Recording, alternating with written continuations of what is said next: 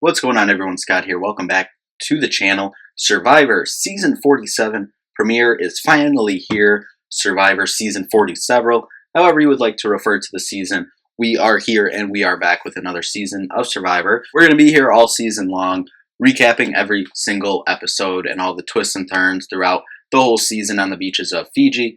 Before we do hop into the first episode recap, though, if you could just hit that like and subscribe button down there for more Survivor content on the channel and some other content that we have on the channel as well, if you'd want to check that out. So we jump in. I really like what Asia's saying kind of off the bat. I wouldn't hurt a fly, but they don't know I have a fly swatter in my back pocket. Thought that was good. Jeff always sets the stage for the season so well with his poetry, painting of pictures of the season, etc. I like Andy. Seems like a bundle of energy. John Lovett with a good illusion. Everyone has an idea of what they want to play like, but is about to be fact-checked by what they will play like. They go into the jungle for the first challenge. You have to go under a muddy net into the jungle to get 2 pieces from 3 obstacles, solve a rectangular puzzle. Yellow solves the puzzle after fighting back from blowing the little lead that they had. Comes back, wins, so they win a machete and a pot and flint for their tribe. The other 2 tribes have to choose one person to go on a task. Asia and TK are going. A lot of good vibes and communication on Yellow. I like how analytical Andy is as well at the beginning of the episode. Sierra tells the rest of Yellow once John and Andy go off, like, hey, we should stick together here. Like, they're already going off talking, not even 30 minutes into the game. On Blue Tribe, Gabe says he wants to work with an older person and immediately pulls in Sue. Sue's making some connections with Caroline as well. Over at the Red Tribe, they find a dead hermit crab, and the resident doctor, Keyshawn, says, if it's dead, it could have diseases, so they don't eat it. Teeny seems like she can be a good social threat if she doesn't go overboard, trying to be everyone's number one, like she said she was going to be. Asia and TK get to the task, and they basically have to find keys hidden in the jungle to unlock a crate, and looking to find 3 keys in the jungle, and then there will be 1 4th key that one of them will only get that 4th key. Whoever gets it gets the tribe's supplies. The last key is in the ocean. Asia gets the clue first, but doesn't remember the path back out of the jungle. TK gets it as well, but then he can't remember the path out as well, but he just kind of darts it to the trees and gets out. He gets in the ocean first, and Asia eventually finds her way out, gets in the ocean as well. They both come close, kind of get to it at the same time, but TK got there just before her and is able to get the 4th and final key and gets the supplies for his tribe. Now Asia knows going back with nothing could have a target on her back. Anika on Yellow Tribe takes charge, and much to Sam's delight, not wanting to be the, alpha guy or the guy that's, in control of everything, leading everything. He wants to be the blue guy. Sierra wants to try and make fire, and she does. TK shows back up to the Blue Tribe with the tribe supplies. Seems to be a bromance brewing, as Caroline points out with all the guys. Gabe grabs an advantage from a tree they were taking back to camp. Doesn't realize that it was the Beware advantage, and he had to go back to the path where he found it to find a box under the ground with a lock on it, and then he needs to find the key for it. TK walks up when he's getting the key, kind of pulling it out of like a vine type situation up next against some rocks. He plays it off like he just saw the key, was walking by, saw the key, and was getting it down, so plays it off like, wow, we found the key before we found the Beware advantage. But TK is not buying it, so he's like, maybe we're not on the same page that they originally thought. Asia shows up at camp. She's honest with them, tells them what happened. Teeny pulls Asia and tells her that she knows her from RHAP, Rob has a podcast, and that she doesn't plan on outing her because then that would out her as well, knowing someone in, kind of a niche corner of Survivor. Rome comes out firing, searching for an idol, and everyone knows it. He found the Beware advantage, and same as the other tribe, had to go back, dig for the box, find the key. He realizes digging on the path where everyone can see him isn't a good idea, so decides he's going to come back at night. Gabe shows Sue the advantage, wants her to look out for him while he goes and gets the box. He goes, gets the box, there's a second box inside the box, and you can take the first idol, which is good for 1 tribal, or you can try to complete another task that is good for 3 tribals.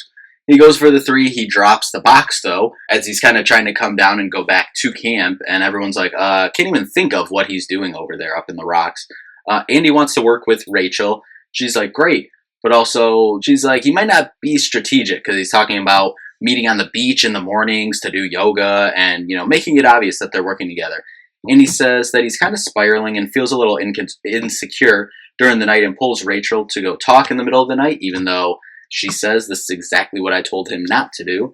He feels that he's in a negative headspace. He's already saying it might be his last day playing Survivor because he feels the least popular on the tribe. Gabe finds the driftwood and starts smashing it to get the key. He gets it. The third box is another box within a box. And Immunity Idol is good for 3 tribals, but he has the option to go for one that is good till the final 5. He just plays it safe, sticks with the one that's good for 3 tribals, given he's already had to go through all this stuff to get these 3. And you're still without a vote if you keep going as well. So I think that was probably smart by him.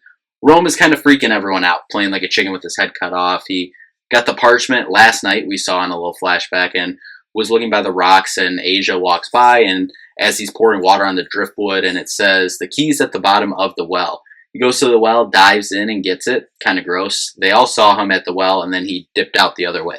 So they're already all suspicious of him. We go to the first immunity challenge. In the water, blue tribe's boat flips, and both chests fall out of the boat. Yellow's boat flips as well, with the chests and paddles are everywhere as well. Red tribe is heading towards shore, though, and as Jeff says, this is probably one of the worst starts to a challenge in 47 seasons of Survivor.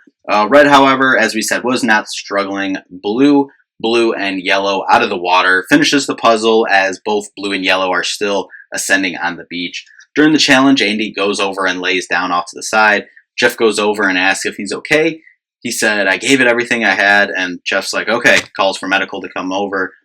Blue wins, so yellow's going to tribal. Andy says he's emotional, keeps saying they were going to vote him out. Jeff's like, you're still in the game. They haven't yet. That's the thing about Survivor. He says, my best friend is John. And I was like, I was going to throw him under the bus to say, like, what is going on? We're going to have an episode 1 meltdown. I understand being emotional and everything, and, you know, everything that goes into being out there. But, I mean, talk about blowing up your game on day 3.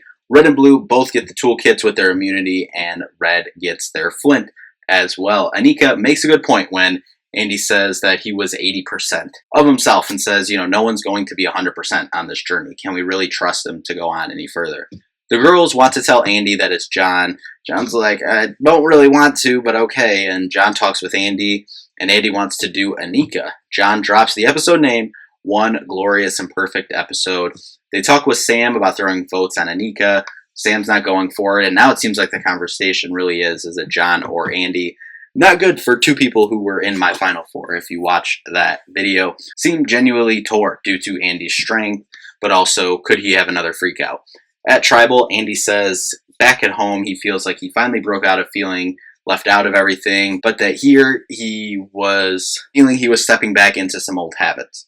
We get to the vote, and I was very shocked. John goes home, and I feel like he got dealt maybe a bad hand with the tribe he was on, but hey, that's how Survivor goes, and hope that Andy can bounce back. You know, we're already down 1. We're already down to 3 of my Final 4, so we get a preview of next week. We see Anika saying Andy's giving toxic, clingy boyfriend energy. Looks like Rome might be too much for some people, and looks like more Andy bombs are coming. So that'll do it for episode 1. Just want to apologize again if you've been watching the videos the last couple days. Apologize for the voice and everything. Still going through some whatever this sickness is over here. But hopefully we are coming around to the other side of it. But thank you all so much for watching. We'll see you next week for another Survivor recap. Thank you all so much for watching. Peace out.